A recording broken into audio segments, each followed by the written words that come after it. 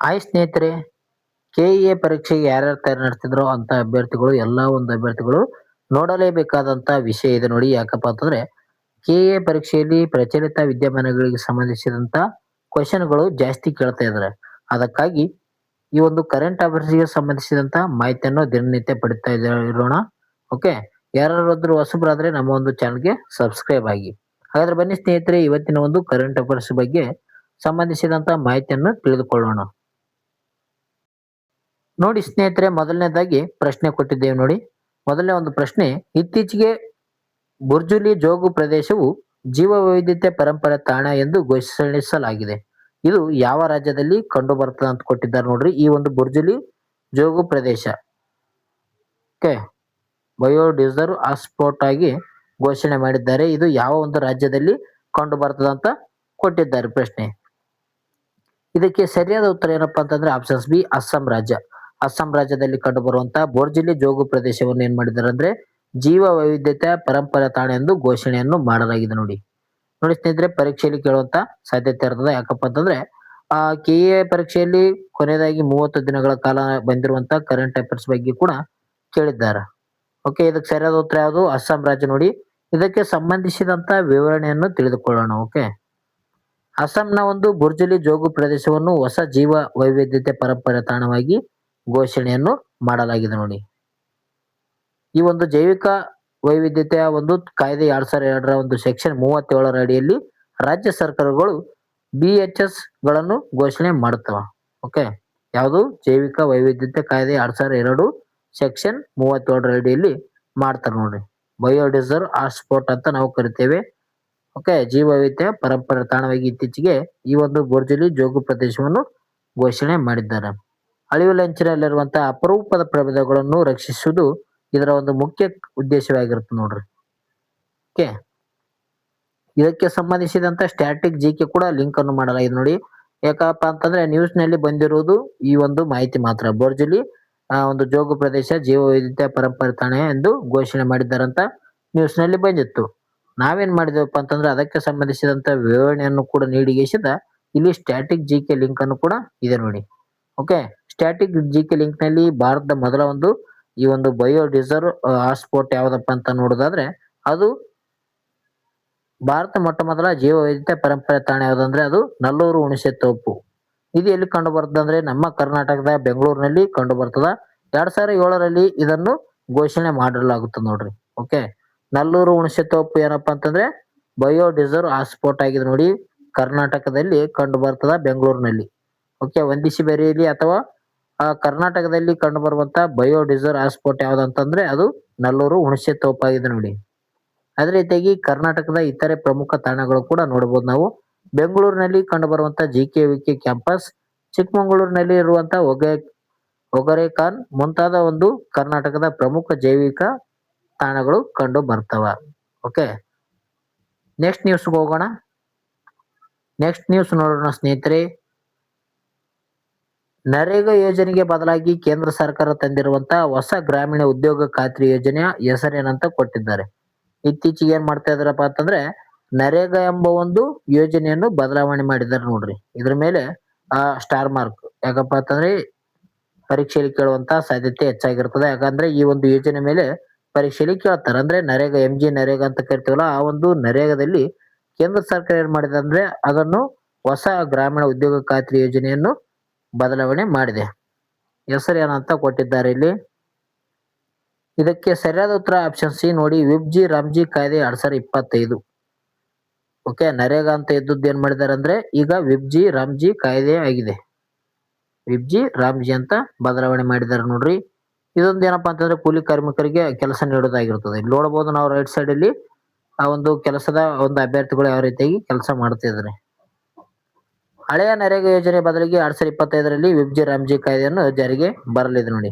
ಹೀಗೆ ಜಾರಿಗೆ ಮಾಡಿದ್ದಾರೆ. ಓಕೆ, ಈ ಒಂದು ಯೋಜನೆ ಅಡಿಯಲ್ಲಿ ಗ್ರಾಮೀಣ ಕುಟುಂಬವೊಂದಕ್ಕೆ ವರ್ಷಕ್ಕೆ ಕನಿಷ್ಠ 125 ದಿನಗಳ ಉದ್ಯೋಗ ಖಾತ್ರಿ ಸಿಗಲಿದೆ ನೋಡಿ. ಇದುವರೆಗೂ ನರೇಗಾದಲ್ಲಿ ಏನಪ್ಪಾ ಅಂತಂದ್ರೆ 100 ದಿನಗಳ ಕಾಲ ಅವರಿಗೆ ಕೆಲಸ ನೀಡ್ತಾ ಇದ್ರು. ಈಗ ಅದನ್ನು 125 ದಿನಗಳವರೆಗೆ ವಿಸ್ತರಣೆಯನ್ನು ಮಾಡಿದ್ದಾರೆ. ಅಂದ್ರೆ ಗ್ರಾಮೀಣ ಒಂದು ಕುಟುಂಬ ಒಂದು ವ್ಯಕ್ತಿಗಳಿಗೆ ಏನ್ ಮಾಡ್ತಾರಪ್ಪ ಅಂತಂದ್ರೆ 125 ದಿನಗಳ ಕಾಲ ಕೆಲಸ ನೀಡ್ತಾರ. ನೋಡಬಹುದು ರೈಟ್ ಸೈಡ್ ಅಲ್ಲಿ ಕೆಲಸ ಮಾಡುವಂತ ಕಾರ್ಮಿಕರಿಗೆ. ಯೋಜನೆ ವೆಚ್ಚವನ್ನು ಕೇಂದ್ರ ಮತ್ತು ರಾಜ್ಯ ಸರ್ಕಾರ ಎರಡು ರೀತಿಯರಿಗೆ ಭರಿಸ್ತಾವೆ ನೋಡ್ರಿ. ಅಂದ್ರೆ ಯೋಜನೆಯಲ್ಲಿ 100% ಅಮೌಂಟ್ನಲ್ಲಿ 60% ಏನಪ್ಪಾ ಅಂತಂದ್ರೆ ಕೇಂದ್ರ ಸರ್ಕಾರದ ಇರುತ್ತೆ, 40% ರಾಜ್ಯ ಸರ್ಕಾರದ ಅಮೌಂಟ್ ಇರುತ್ತೆ. ಟೋಟಲ್ ಆಗಿ 100% ಅಮೌಂಟ್ ಏನಪ್ಪಾ ಅಂತಂದ್ರೆ ಈ ಒಂದು ಯೋಜನೆಗೆ ಕೊಡ್ತಾರ. ಸ್ಟ್ರಾಟಜಿಕ್ ಲಿಂಕ್ ನಲ್ಲಿ MG ನರೇಗಾ ಇಷ್ಟರ ಬಗ್ಗೆ ಇದೆ ನೋಡಿ. ನರೇಗಾ ಇತಿಹಾಸ ನೋಡೋದಾದ್ರೆ ಈ ಒಂದು ನರೇಗಾ ಕಾಯ್ದೆ 2005ರಲ್ಲಿ ಜಾರಿಗೆ ತರ್ತಾರ. ನರೇಗಾ ಕಾಯ್ದೆ ಜಾರಿಗೆ ಬಂದಂತ ವರ್ಷ ಯಾವ್ದಪ್ಪ ಅಂತಂದ್ರೆ 2005 ನೋಡ್ರಿ. 2009 ಅಕ್ಟೋಬರ್ 2ರಂದು ಇದಕ್ಕೆ ಮಹಾತ್ಮ ಗಾಂಧಿ ಅವರ ಒಂದು ಹೆಸರನ್ನು ಸೇರ್ಪಡೆ ಮಾಡ್ತಾರ ಅಂತಾನೆ ಹೇಳ್ತೀವಿ. ಮಹಾತ್ಮ ಗಾಂಧೀಜಿ ಅವರ ಒಂದು ಹೆಸರು ಯಾವಾಗಿರ್ತಪ್ಪ ಅಂತಂದ್ರೆ 2009 ಅಕ್ಟೋಬರ್ 2ನೇ ತಾರೀಕು ಮಹಾತ್ಮ ಗಾಂಧೀಜಿ ಅವರ ಒಂದು ಹುಟ್ಟುಹಬ್ಬದ ದಿನಾಂಕದಿಂದ ಅವರ ಒಂದು ಹೆಸರನ್ನು MG ನರೇಗಾವಾಗಿ ಮಾಡ್ತಾರೆ. ಮಹಾತ್ಮ ಗಾಂಧೀಜಿ ನರೇಗಾ. ಉದ್ಯೋಗದಿಂದ ದಿನಗಳು ನೋಡೋದಾದ್ರೆ ಹಳೆಯ ಒಂದು ಕಾಯ್ದೆ ಅಡಿಯಲ್ಲಿ ಕುಟುಂಬವೊಂದಕ್ಕೆ ಕನಿಷ್ಠ 100 ದಿನಗಳ ಕಾಲ ನೀಡ್ತಾ ಇದ್ರು. ಈಗ ಅದನ್ನು ಬದಲಾವಣೆ ಮಾಡಿ ಇನ್ನೂ 25 ದಿನಗಳ ಎಕ್ಸ್ಟ್ರಾ ಸೇರಿಸಿದ್ದಾರೆ. ಟೋಟಲ್ ಆಗಿ ಈಗ 125 ದಿನಗಳು ಏರಿಕೆ ಆಗಿದೆ ಅಂತಾನೆ ಹೇಳ್ಬೋದು ನೋಡ್ರಿ. ನೆಕ್ಸ್ಟ್ ನ್ಯೂಸ್ ಹೋಗೋಣ. ನೆಕ್ಸ್ಟ್ ನ್ಯೂಸ್ ಬಂದೆ ನೋಡಿ ಸ್ನೇಹಿತರೆ. ಇತ್ತೀಚೆಗೆ ಅನಿಮಲ್ ಟ್ಯಾಕ್ಸಿನಮಿ ಶೃಂಗಸಭೆ 4.0 ಅಂತ ಹೇಳ್ಬೋದು. ಅನಿಮಲ್ ಟ್ಯಾಕ್ಸಿಮಿ ಸಮಿಟ್ ಎಲ್ಲಿ ಆಯೋಜನೆಗೊಂಡಿತ್ತು ಅಂತ ಕೊಟ್ಟಿದ್ದಾರೆ. ನವದೆಹಲಿ, ಕೋಲ್ಕತ್ತಾ, ಬೆಂಗಳೂರು, ಚೆನ್ನೈ ಅಂತ ಇದೆ.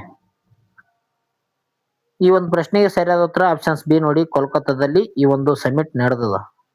ಓಕೆ, ಕೋಲ್ಕತ್ತಾ ಅಂತ ಸರಿಯಾದ ಉತ್ತರ ಇದೆ ನೋಡ್ರಿ. ಇದರ ಬಗ್ಗೆ ಮಾಹಿತಿ ಪಡೆಯೋದಾದ್ರೆ ಕೋಲ್ಕತ್ತಾದಲ್ಲಿ ಜಿಯೋಲಾಜಿಕಲ್ ಸರ್ವೆ ಆಫ್ ಇಂಡಿಯಾ ಈ ಒಂದು ಸಮ್ಮೇಳನವನ್ನು ಆಯೋಜನೆ ಮಾಡಿದೆ. ಈ ಒಂದು ಸಮ್ಮೇಳನ ಆಯೋಜನೆ ಮಾಡಿದಂತ ಒಂದು ಸಂಸ್ಥೆ ಯಾವ್ದಪ್ಪ ಅಂತಂದ್ರೆ ಜಿಯೋಲಾಜಿಕಲ್ ಸರ್ವೆ ಆಫ್ ಇಂಡಿಯಾ. ಇದರ ಒಂದು ಫುಲ್ ಫಾರ್ಮ್ ಅನ್ನು ಕೂಡ ಕೇಳ್ತಾರೆ ನೋಡಿ. GSI ಅಂದ್ರೆ ಜಿಯೋಲಾಜಿಕಲ್ ಸರ್ವೆ ಆಫ್ ಇಂಡಿಯಾ ಅಂತ ಹೇಳ್ತೀವಿ. 2025ನೇ ಓಕೆ ಏನು ಜಿಯೋಲಾಜಿಕಲ್ ಸರ್ವೆ ಆಫ್ ಇಂಡಿಯಾ ಅಂತ ನಾವು ಅಂತೀವಿ ನೋಡ್ರಿ ಇದಕ್ಕ. ಓಕೆ, ZSI ಅಂದ್ರೆ ಜಿಯೋಲಾಜಿಕಲ್ ಸರ್ವೆ ಆಫ್ ಇಂಡಿಯಾ. 2025ನೇ ಒಂದು ಸಾಲಿನ ಜಗತ್ತಿನ ಹೊಸದಾಗಿ 483 ಪ್ರಾಣಿ ಪ್ರಭೇದಗಳು ಹಾಗೂ 353 ಸಸ್ಯ ಪ್ರಭೇದಗಳನ್ನು ಪರಿಚಯ ಮಾಡಿದ್ದಾರೆ. ಇಲ್ಲಿ ನೋಡಬಹುದು ನಾವು ರೈಟ್ ಸೈಡ್ ನಲ್ಲಿ ಯಾವ ರೀತಿಯಾಗಿ ಪ್ರಾಣಿ ಪ್ರಭೇದಗಳು ಕಂಡು ಬರ್ತವೆ ನೋಡ್ರಿ. 483 ಪ್ರಾಣಿ ಪ್ರಭೇದ, 353 ಸಸ್ಯ ಪ್ರಭೇದಗಳನ್ನು ನಾವು ನೋಡ್ತೀವಿ. ನೋಡಬಹುದು ನಾವು ಮಂಕಿ ಆಗಿರ್ಬೋದು, ಓಕೆ, ಗೆಂಡಮೃಗ, ಈ ರೀತಿಯಾದಂತ ಕೋತಿಗಳು ಕಾಣುತ್ತಿದೆ ಇಲ್ಲಿ. ಅದೇ ರೀತಿಯಾಗಿ ಅತಿ ಹೆಚ್ಚು ಹೊಸ ಪ್ರಾಣಿ ಪ್ರಭೇದಗಳು ಪತ್ತೆಯಾಗಿರೋದು ಕೇರಳದಲ್ಲಿ ಅಂತ ಹೇಳ್ತೀವಿ. ಅಂದ್ರೆ ಕೇರಳದಲ್ಲಿ ಏನಾಗಿದೆ ಅಂದ್ರೆ ಅತಿ ಹೆಚ್ಚಾಗಿ ಈ ಒಂದು ಹೊಸ ಪ್ರಭೇದಗಳು ಪತ್ತೆಯಾಗಿವ. ಕರ್ನಾಟಕದಲ್ಲಿ ಏನಪ್ಪಾ ಅಂತಂದ್ರೆ 3ನೇ ಸ್ಥಾನವನ್ನು ಪಡೆದುಕೊಂಡಿದೆ. ಕರ್ನಾಟಕ 3ನೇ ಸ್ಥಾನ ಪಡೆದ ನೋಡ್ರಿ. ಓಕೆ, ಕರ್ನಾಟಕ 3ನೇ ಸ್ಥಾನ ಪಡೆದುಕೊಂಡಿದೆ. ಈ ಒಂದು ಪ್ರಾಣಿ ಪ್ರಭೇದ ಅತಿ ಹೆಚ್ಚಾಗಿ ಎಲ್ಲಿ ಕಂಡು ಬಂದವು ಅಂದ್ರೆ ಕೇರಳದಲ್ಲಿ ಕಂಡು ಬರ್ತಾವ. ಇದಕ್ಕೆ ಸ್ಟ್ಯಾಟಿಕ್ ಜಿಕೆ ಲಿಂಕ್ ನಲ್ಲಿ ZSI ಅಂತ ನೋಡ್ತೇವೆ. ಅಂದ್ರೆ geological survey of India. Geological survey of India ಅಂತ ಫುಲ್ ಫಾರ್ಮ್ ಕೇಳಿದ್ದಾರೆ ನೋಡ್ರಿ. ಈ ಒಂದು ಸಂಸ್ಥೆ ಯಾವಾಗ ಸ್ಥಾಪನೆ ಆಯ್ತಪ್ಪ ಅಂತಂದ್ರೆ 1916ರಲ್ಲಿ ಜುಲೈ 1ನೇ ತಾರೀಕು ಈ ಒಂದು ಸಂಸ್ಥೆ ಸ್ಥಾಪನೆ ಆಗ್ತದ. ಇದರ ಒಂದು ಪ್ರಧಾನ ಕಚೇರಿ ಕೋಲ್ಕತ್ತಾದಲ್ಲಿ ಕಂಡು ಬರ್ತದೆ ನೋಡ್ರಿ.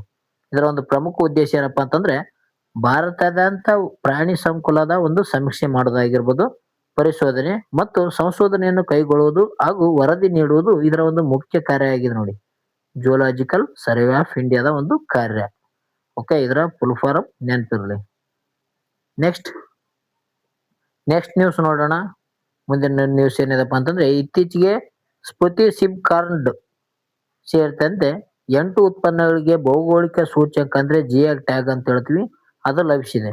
ಈ ಒಂದು ವಸ್ತುಗಳು ಯಾವ ರಾಜ್ಯದಲ್ಲಿ ಕಂಡು ಬರ್ತಾವ ಅಂತ ಕೊಟ್ಟಿದ್ದಾರೆ. ಯಾವ ರಾಜ್ಯಕ್ಕೆ ಸೇರಿವೆ. ಓಕೆ, ಸ್ಪಿತಿ ಸಿಬ್ ಕಾರ್ನ್ತ್. ಓಕೆ, ಇಲ್ಲಿ ಜಮ್ಮು ಕಾಶ್ಮೀರ, ಉತ್ತರಾಖಂಡ್, ಹಿಮಾಚಲ ಪ್ರದೇಶ್, ಸಿಕ್ಕಿಂ ಅಂತ ಕೊಟ್ಟಿದ್ದಾರೆ. ಈ ಒಂದು ಪ್ರಶ್ನೆಗೆ ಉತ್ತರ ನೋಡೋದಾದ್ರೆ ಹಿಮಾಚಲ ಪ್ರದೇಶ ನೋಡ್ರಿ. ಹಿಮಾಚಲ ಪ್ರದೇಶದಲ್ಲಿ ಈ ಒಂದು ಸ್ಪಿತಿ ಸಿಬ್ ಕಾರ್ನ್ತ್ ಕಂಡು ಬರ್ತದ. ಕಾರ್ನ್ತ್. ಓಕೆ, ಹಿಮಾಚಲ ಪ್ರದೇಶ. ಇದರ ಬಗ್ಗೆ ಮಾಹಿತಿ ವಿವರಣೆ ನೋಡೋಣ, ಡೀಪ್ ಅನಾಲಿಸಿಸ್ ಮಾಡೋಣ. ಅದರಲ್ಲಿ ಹಿಮಾಚಲ ಪ್ರದೇಶದ ಒಟ್ಟು 8 ವಿಶಿಷ್ಟ ಸಾಂಪ್ರದಾಯಿಕ ಉತ್ಪನ್ನಗಳಿಗೆ ಪ್ರತಿಷ್ಠಿತ GI ಟ್ಯಾಗ್ ಅನ್ನು ನೀಡಲಾಗಿದೆ ನೋಡಿ.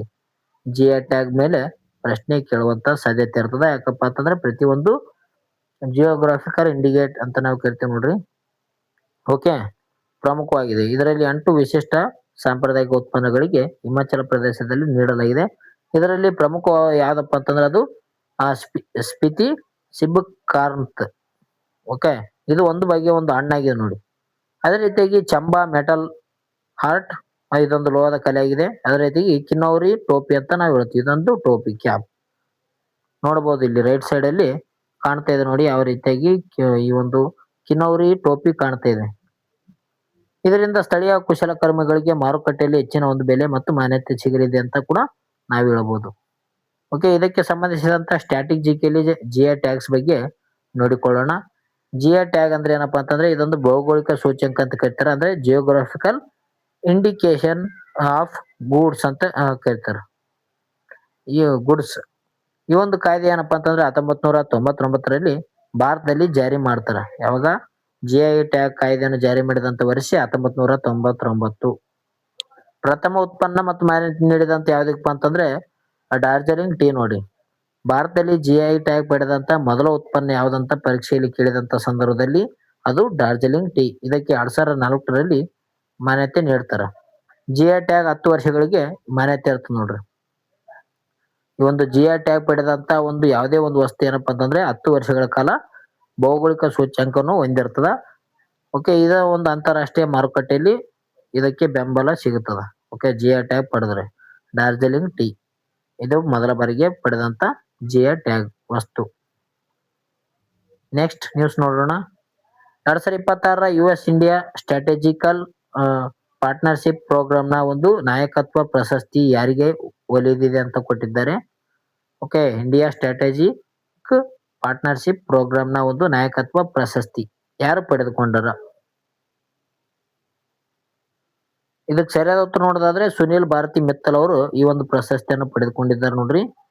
ಇದಕ್ಕೆ ಸಂಬಂಧಿಸಿದಂತೆ ವಿವರಣೆ ನೋಡೋದಾದ್ರೆ ಸುನಿಲ್ ಭಾರತಿ ಮಿತ್ತಲ್ ಅವರು ಖ್ಯಾತ ಟೆಲಿಕಾಂ ಸಂಸ್ಥೆಯ ಭಾರತಿ ಎಂಟರ್ಪ್ರೈಸಸ್ ನ ಒಂದು ಸಂಸ್ಥಾಪಕರಾಗಿದ್ದಾರೆ.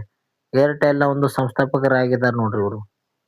ಓಕೆ, ಇವರು ಟೆಲಿಕಾಂ ನ ಒಂದು ಸಂಸ್ಥೆಯ ಭಾರತಿ ಎಂಟರ್ಪ್ರೈಸ್ ನ ಒಂದು ಸಂಸ್ಥಾಪಕರಾಗಿದ್ದಾರೆ. ದೂರ ಸಂಪರ್ಕ ವಲಯದಲ್ಲಿ ಅವರ ಅತ್ಯುತ್ತಮ ಸಾಧನೆಗಾಗಿ ಈ ಒಂದು ಪ್ರಶಸ್ತಿಯನ್ನು ನೀಡಲಾಗಿದೆ. ಈ ಪ್ರತಿಷ್ಠಿತ ಲೀಡರ್ಶಿಪ್ ಪ್ರಶಸ್ತಿ ನೀಡಿದ್ದಾರೆ ನೋಡ್ರಿ, ಲಭಿಸಿದೆ ಅಂತ ಹೇಳ್ತೀವಿ. ಯಾರಿಗೆ? ಸುನಿಲ್ ಭಾರತಿ ಮಿತ್ತಲ್ ಅವರಿಗೆ. ಜೊತೆಗೆ ಏನಪ್ಪಾ ಅಂತಂದ್ರೆ ಅಮೆರಿಕ ಮತ್ತು ಭಾರತ ನಡುವಿನ ಆರ್ಥಿಕ ಬಾಂಧವ್ಯವನ್ನು ಕೂಡ ಹೆಚ್ಚಿಸುವಲ್ಲಿ ಇವರ ಒಂದು ಪ್ರಮುಖ ಪಾತ್ರ ವಹಿಸಿದ್ದಾರೆ ಅಂತ ಹೇಳ್ತೀವಿ. ಓಕೆ, ಇದಕ್ಕೆ ಸಂಬಂಧಿಸಿದಂತ ಸ್ಟ್ಯಾಟಿಕ್ ಜಿಕೆ ನೋಡಿಕೊಳ್ಳೋಣ. ಸ್ಟ್ಯಾಟಿಕ್ ಜಿಕ್ನಲ್ಲಿ ಟ್ರೈ ಬಗ್ಗೆ ಇದೆ ನೋಡಿ. ಟ್ರೈ ಟೆಲಿಕಾಂ ವಲಯದ ಸುದ್ದಿ ಇರುವುದರಿಂದ ಭಾರತೀಯ ದೂರ ಸಂಪರ್ಕ ನಿಯಂತ್ರಣ ಪ್ರಾಧಿಕಾರದ ಬಗ್ಗೆ ತಿಳಿದುಕೊಳ್ಳಬೇಕಾದ. ಇದು ಸ್ಥಾಪನೆ ಆಗಿದೆ 1997ರಲ್ಲಿ ಇದು ಸ್ಥಾಪನೆ ಆಗುತ್ತಾ. Telecom regulatory authority of India ಅಂತ ಕರಿತೇವೆ. ಟೆಲಿಕಾಂ ಆರ್ ಅಂದ್ರೆ ರೆಗ್ಯುಲೇಟರಿ ಅಥಾರಿಟಿ, ಎ ಅಂದ್ರೆ ಅಥಾರಿಟಿ, ಇಂಡಿಯಾ ಅಂತ ಕರಿತೀವಿ. ಟ್ರೈ ಅಂತ ಕರೀತಾರೆ. ಇದರ ಪ್ರಮುಖ ಉದ್ದೇಶ ಏನಾಗಿರ್ತಂದ್ರ ದೂರ ಸಂಪರ್ಕ ಸೇವೆಗಳನ್ನು ನಿಯಂತ್ರಿಸುವುದು ಮತ್ತು ಗ್ರಾಹಕರ ಹಿತದೃಷ್ಟಿಯಿಂದ ಟೆಲಿಕಾಂ ದರಗಳನ್ನು ನಿಗದಿಪಡಿಸುವುದು ಇದರ ಒಂದು ಟ್ರೈನ ಪ್ರಮುಖ ಉದ್ದೇಶ ಆಗಿರ್ತದ.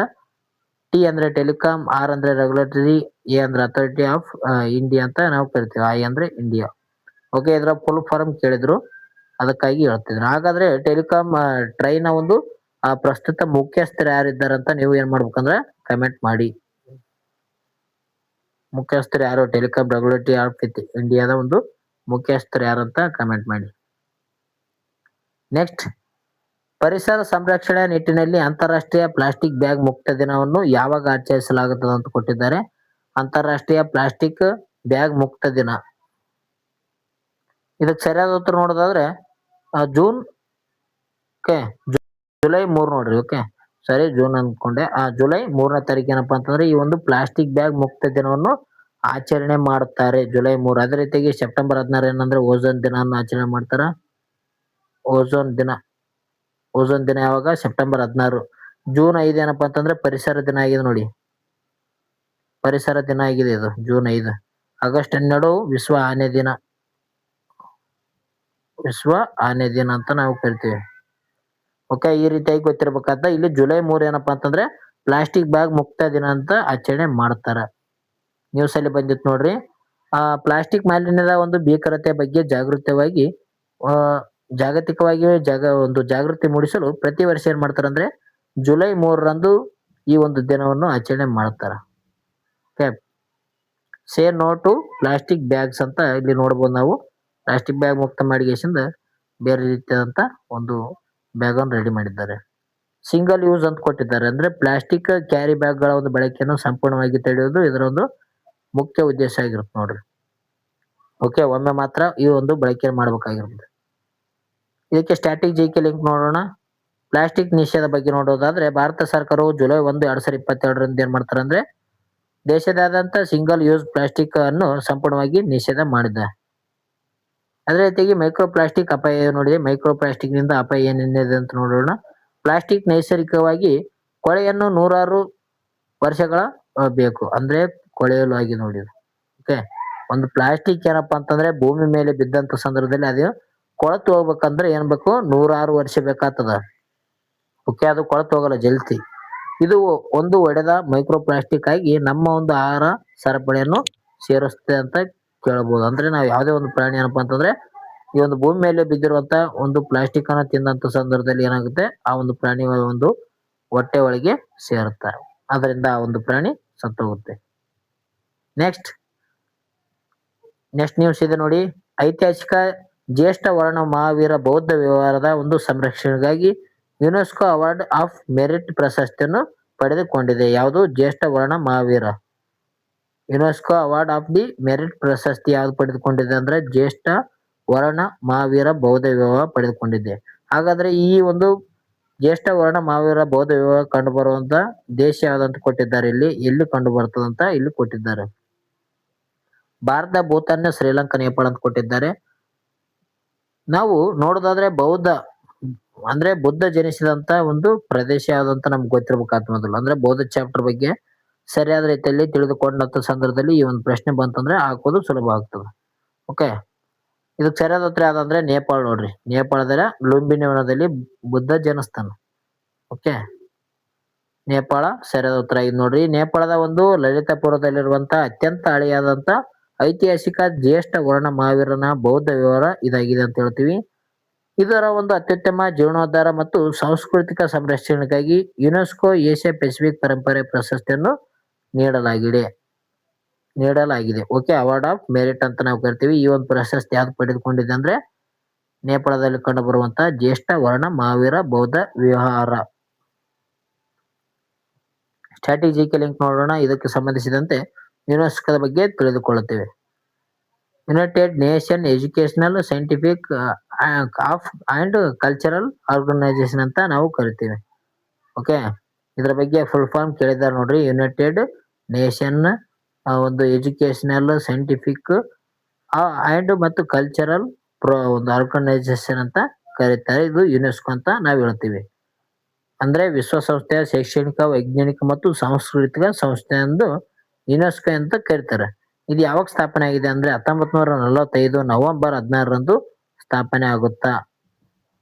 ಇದರ ಒಂದು ಪ್ರಧಾನ ಕಚೇರಿಯಲ್ಲಿ ಕಂಡು ಬರುತ್ತೆ ಅಂದ್ರೆ ಯುನೆಸ್ಕೋದ ಒಂದು ಪ್ರಧಾನ ಕಚೇರಿ ಫ್ರಾನ್ಸ್ ದೇಶದ ಪ್ಯಾರಿಸ್ ನಲ್ಲಿ ಕಂಡು ಬರುತ್ತೆ ನೋಡ್ರಿ. ಇದು ವಿಶ್ವದ ಪರಂಪರೆ ತಾಣಗಳನ್ನು ಗುರುತು ಮಾಡುತ್ತದೆ. ಯಾವುದು? ಯುನೆಸ್ಕೋ. ಯುನೆಸ್ಕೋದ ಮೇಲೆ ಹಲವಾರು ಬಾರಿ ಪರೀಕ್ಷೆಯಲ್ಲಿ ಕೇಳಿರುವಂತ ಒಂದು ಕ್ವಶನ್ಗಳನ್ನು ನಾವು ನೋಡಬಹುದು.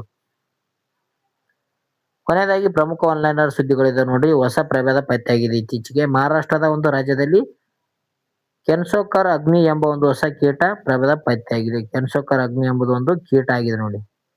ಅದೇ ರೀತಿ ಕ್ರೀಡೆ ಬಗ್ಗೆ ಕೊಟ್ಟಿದ್ದಾರೆ. 2026 ICC ಮಹಿಳಾ T20 ವಿಶ್ವಕಪ್ ಒಂದು ಟ್ರೋಫಿಯನ್ನು ಆಸ್ಟ್ರೇಲಿಯಾ ಒಂದು ಮಹಿಳಾದ ಒಂದು ಕ್ರಿಕೆಟ್ ತಂಡ ಮುಡಿಗೇರಿಸಿಕೊಂಡಿದೆ. ಯಾವ ಒಂದು ರನ್ನರ್ ಅಪ್ ಆದಂತ ತಂಡ ಯಾವ್ದು ಅಂತ ನೋಡೋದಾದ್ರೆ ಅದು ಇಂಗ್ಲೆಂಡ್ ತಂಡ ಆಗಿದೆ. ಓಕೆ, ಅದೇ ರೀತಿ ವಿಜ್ಞಾನ ಮತ್ತು ತಂತ್ರಜ್ಞಾನ. ಸಾಗರಗಳ ಒಂದು ಆಳವನ್ನು ಅಧ್ಯಯನಕ್ಕಾಗಿ ಚೀನಾ ದೇಶ ಏನ್ ಮಾಡಿದೆ ಅಂದ್ರೆ ಹೊಸ ಸಾಗರ ಉಪಗ್ರಹವನ್ನು ಉಡಾವಣೆ ಮಾಡಿದೆ. ಇದಿಷ್ಟೇನಾಗಿತ್ತು ಅಂದ್ರೆ ಕರೆಂಟ್ ಅಫೇರ್ಸ್ಗೆ ಸಂಬಂಧಿಸಿದಂತ ಮಾಹಿತಿ ಆಗಿತ್ತು. ಈ ವಿಡಿಯೋ ಇಷ್ಟ ಆಯ್ತು ಅಂದ್ರೆ ಲೈಕ್ ಮಾಡಿ, ಶೇರ್ ಮಾಡಿ, ಸಬ್ಸ್ಕ್ರೈಬ್ ಆಗಿ ಹೊಸಬ್ರು ಯಾರಾದ್ರೂ ಇದ್ರೆ. ಅದೇ ರೀತಿಗೆ ಸೂಪರ್ ಅಂತ ಕಮೆಂಟ್ ಹಾಕಿ ಸ್ನೇಹಿತರೆ. ಇದೇ ರೀತಿಯಾದಂತ ವಿಡಿಯೋಗಳಿಗಾಗಿ ನಮ್ಮ ಒಂದು ಚಾನಲ್ಗೆ ಸಬ್ಸ್ಕ್ರೈಬ್ ಆಗಿ. ಅದೇ ರೀತಿಗೆ ಪೋಸ್ಟ್ ಬಾಕ್ಸ್ ನಲ್ಲಿ ಏನಪ್ಪಾ ಅಂತಂದ್ರೆ ಪ್ರಮುಖವಾದಂತ ಕ್ವಶನ್ಗಳನ್ನು ಹಾಕ್ತಾ ಇದ್ರೆ ಅದನ್ನು ಕೂಡ ಅಲ್ಲಿ ಅಭ್ಯಾಸ ಮಾಡಿ. ಓಕೆ, ಅಲ್ಲಿ ಏನಂದ್ರೆ ಕ್ವಿಜ್ ನಡೆಸ್ತಾ ಇದೆ ನೋಡಿ. ಕ್ವಿಜ್ ಇದೆ, ಅದು ಕೂಡ ಅಟೆಂಡ್ ಆಗಿ. ಓಕೆ, ಇದೇ ರೀತಿಯಾಗಿ ಹೆಚ್ಚಿನ ವಿಡಿಯೋಗಳಿಗಾಗಿ ನಮ್ಮ ಒಂದು ಕೇಸ್ ಟ್ಯೂಟೋರಿಯಲ್ ಚಾನಲ್ಗೆ ಸಬ್ಸ್ಕ್ರೈಬ್ ಮಾಡಿ ಅಂತ ಹೇಳುತ್ತಾ ಇವತ್ತಿನ ಒಂದು ವಿಡಿಯೋನ ಇಲ್ಲಿಗೆ ಮುಕ್ತಾಯ ಮಾಡೋಣ. ಎಲ್ಲರಿಗೂ ಟೇಕ್ ಕೇರ್, ಗುಡ್ ಬೈ.